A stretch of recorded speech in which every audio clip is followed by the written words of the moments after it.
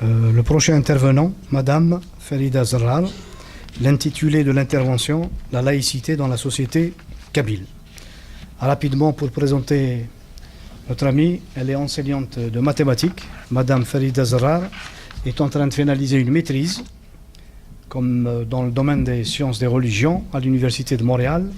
L'intitulé du mémoire porte sur le potentiel et les limites heuristiques de la catégorie conceptuelle du sacré dans la pratique comparatiste en sciences de religion. En même temps, une seconde maîtrise en communication interculturelle à l'UQAM. Le mémoire, il s'intitule « La réception du projet de loi numéro 60 dans les communautés culturelles, le cas de la communauté kabyle ». Farida, aussi connue dans le cadre de l'engagement social, elle a assuré la présidence du cercle CG Jung de Montréal. Elle est impliquée aussi dans le théâtre d'intervention avec le théâtre de nos histoires. Parallèlement, elle s'implique depuis une vingtaine d'années au sein de la communauté kabyle. Elle a entre autres assuré la présidence du Centre Amazir de Montréal entre 2001 et 2004. Dans une perspective interdisciplinaire en sciences sociales, Madame Zerrar se penche sur les fondements philosophiques de la kabilité, et son expression à travers divers aspects, notamment la régulation du religieux, thème de la rencontre d'aujourd'hui. Allez-y, Madame, pour un cadeau. Oui. Merci. Salami, oui. Azul Filaouen, bonjour, mesdames, messieurs. Merci pour l'invitation. Ah, je l'approche? Ok. Alors, la laïcité dans la culture kabyle. La réflexion que nous partageons avec vous aujourd'hui s'est déployée à partir de notre mémoire de maîtrise en communication interculturelle, la réception du projet de loi 60 dans les communautés culturelles, le cas de la communauté kabyle. Dès les débuts du débat sur la laïcité, notamment à partir du projet de loi 60 jusqu'au projet de loi 21, la mobilisation des membres de la communauté kabyle est manifeste, que ce soit dans la presse québécoise, à l'Assemblée nationale, dans les partis politiques ou dans les médias sociaux et communautaires, que ce soit à titre individuel ou associatif. Qu'ils se présentent comme kabyles, algériens, berbères, nord-africains ou même musulmans, ils dénoncent le fait d'être identifiés avec un marqueur identitaire d'ordre religieux et refusent d'être assimilés à une communauté dite arabo-musulmane. Qu'ils en parlent comme une valeur universelle ou comme valeur kabyle, le mouvement associatif kabyle est en faveur de la laïcité au Québec comme en France où, et je cite, « En France, le mouvement associatif berbère, pour le moment encore largement kabyle, affiche également quelques spécificités. Sur les quelques 50 à 60 associations recensées, la moitié à Paris et en région parisienne, la quasi-totalité affirme clairement son adhésion à la laïcité. Il y a chez les dirigeants de ces structures peu d'ambiguïté, qu'il s'agisse de l'ACB, Association de culture berbère de Paris, de l'ACB de Mantes-la-Jolie ou du Val d'Oise, de l'Association des étudiants berbères ou celle des juristes berbères, qu'il s'agisse aussi en province des associations de Nancy, de Saint-Étienne, de Grenoble, de Nantes et de Rennes, toutes promeuvent les principes laïques et convergent vers le refus de l'instrumentalisation de la religion. Non seulement les associations berbères de France revendiquent l'expérience française de la laïcité et s'y inscrivent, mais elles refusent de fondre les identités multiples de l'immigration algérienne ou des Français d'origine algérienne dans le seul creuset de la religion ou de la langue arabe. Fin de la citation, Arzoun, 1999. Les Kabyles, dont les parents et les grands-parents ont joué un rôle décisif pour l'indépendance de l'Algérie, ne se sentent pas menacés par cette laïcité, ni en France, ni au Québec. Ils la soutiennent, la revendiquent et la vivent comme une valeur endogène à la culture kabyle. En effet, la mobilisation des Kabyles pour la laïcité s'inscrit dans un continuum entre l'Algérie et les contextes d'accueil. Dans un pays qui se présente sur la scène internationale comme un pays arabe et dont l'islam est religion d'État, la laïcité est une singularité kabyle dans le paysage politique nord-africain. Implicitement et explicitement, les linéaments de cette laïcité se retrouvent du congrès de la Soumam en passant par le FFS, le MCB, le Printemps berbère Tefsouti Maziran, Matoub Lounes, le Mouvement citoyen des Arouches et le MAC. Tous ces mouvements ont toujours été pacifiques et constituent une source d'inspiration pour les événements actuels que vit l'Algérie. Une fois de plus, est-ce un hasard si la vague de protestation a démarré de Kharata dans la wilaya de Fgaïs? Intimement liée à la revendication de la reconnaissance de la dimension linguistique, culturelle et civilisationnelle amazigh de toute l'Afrique du Nord, la laïcité kabyle est portée par des enjeux qui sont le pluralisme linguistique, culturel et politique, le respect des droits de la personne, la démocratie et la laïcité, comme le souligne Amar Warden. Ces enjeux sont les caractéristiques d'un État de droit, mais aussi le socle de l'indépendance et de la souveraineté économique de toute l'Algérie et de toute l'Afrique du Nord, dont la figure emblématique est Erbrab, et pour laquelle l'immigration a joué et joue encore un rôle prépondérant. Mais il y a plus. On ne peut réduire la mobilisation des Kabyles pour la laïcité à la seule militance d'une frange politique, comme le souligne Kamarasa Belob, mais elle est l'expression d'une réalité sociale plus profonde. Lors des élections municipales de 1990, que la Kabylie a majoritairement boycottées, et des élections législatives de 1991 en Algérie, le FIS, le Front islamique du salut, un parti islamiste, a remporté une victoire nette dans la majorité des régions d'Algérie, sans pouvoir s'implanter en Kabylie.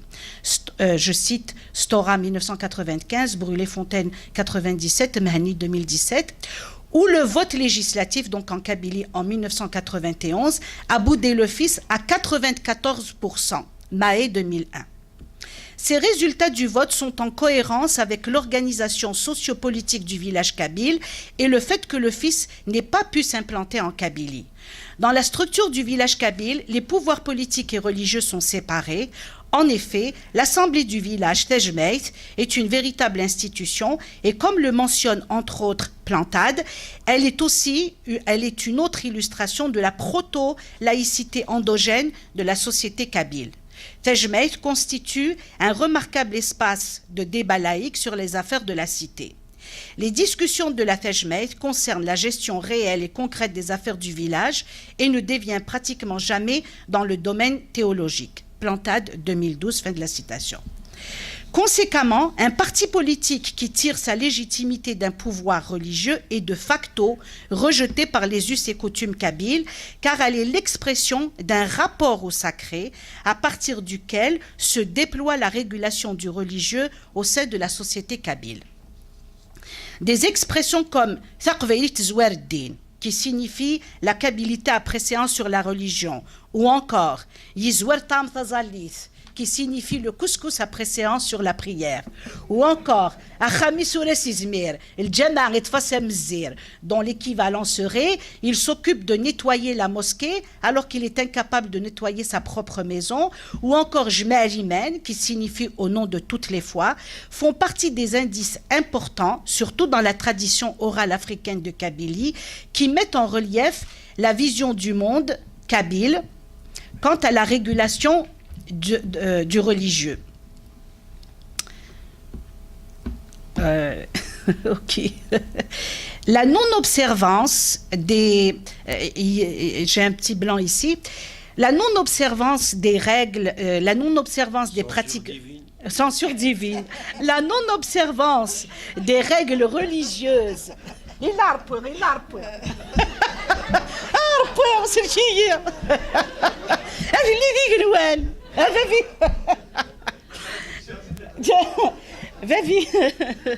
Alors, en tous les cas, la non-observance des règles religieuses dans le cadre des religions monothéistes, qui est très courante en Kabylie, notamment la non-observance du Ramadan, c'est-à-dire le jeûne musulman, est elle-même régulée par des règles de bienséance et de savoir-vivre, des règles que l'on appelle dans la culture kabyle atḥzvov.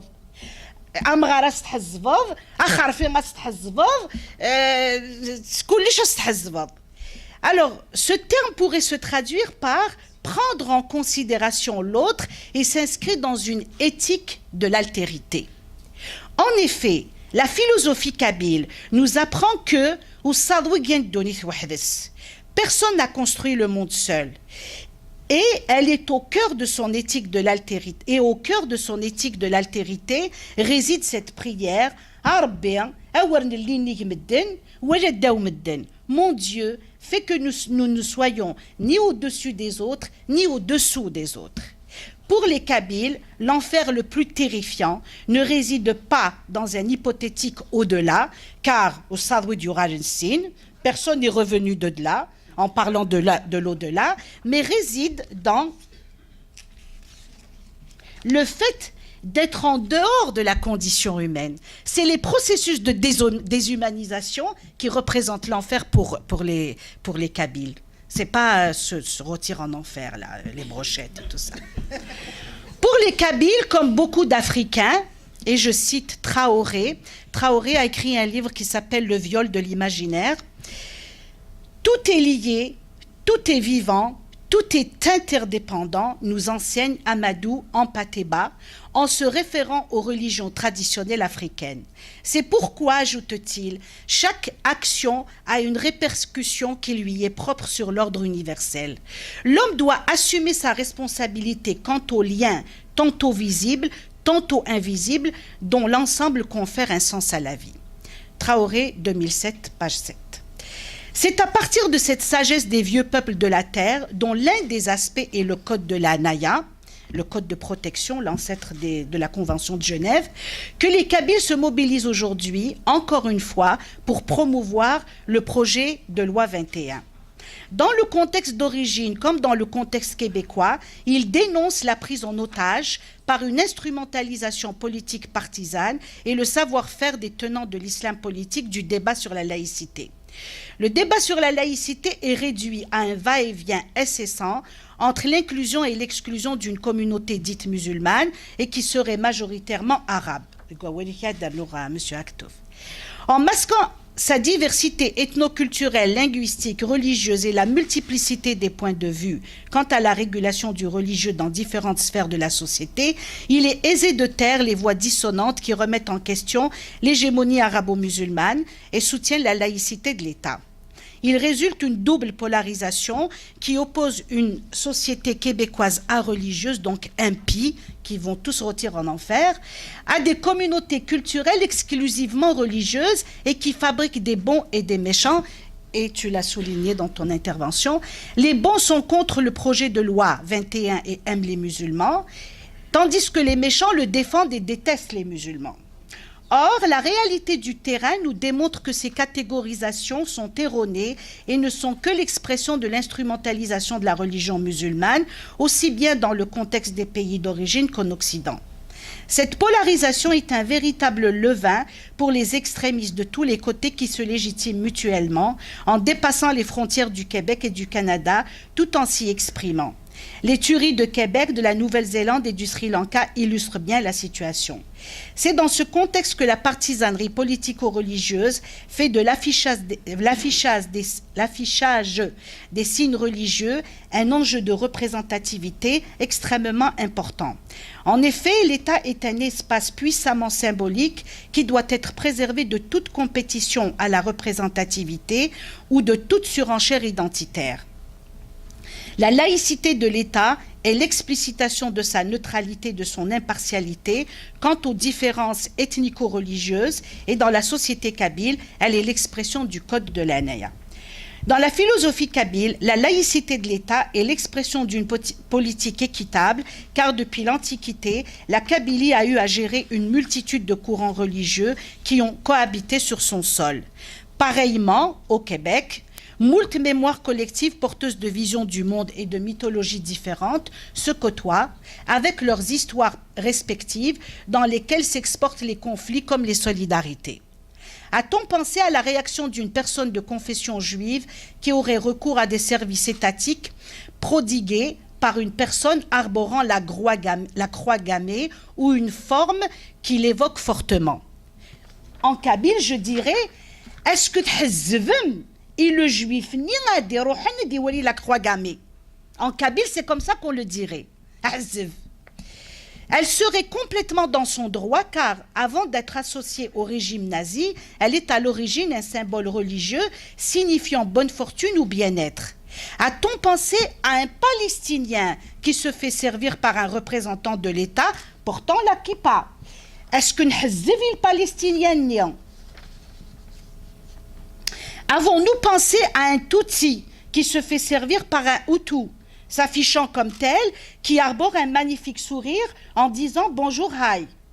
Est-ce qu'il y a quelqu'un ou quelqu'une qui a pensé à une femme dont la sœur, la mère, la fille a été égorgée parce qu'elle ne voulait pas porter le voile, qui se retrouve nez à nez avec une femme voilée qui jouit de la liberté de conscience que ses coreligionnaires lui ont refusée? Pensons-nous même à l'islamisme,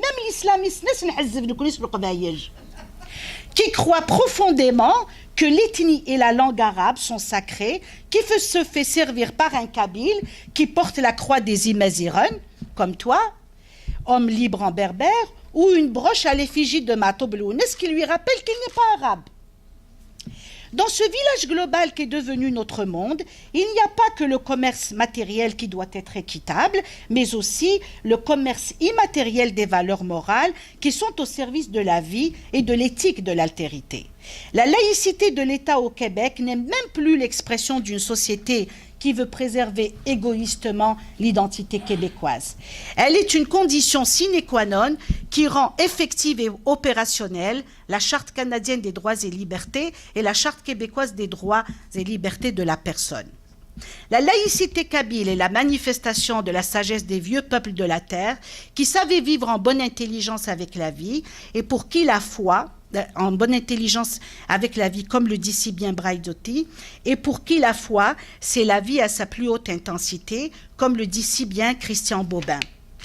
Elle sait apprécier le cadeau que lui offre cette majorité francophone québécoise qui nous accueille sur son sol, qui a le sens de la communauté, du consensus, de la paix sociale et qui a le génie de faire des révolutions tranquilles. Je vous remercie.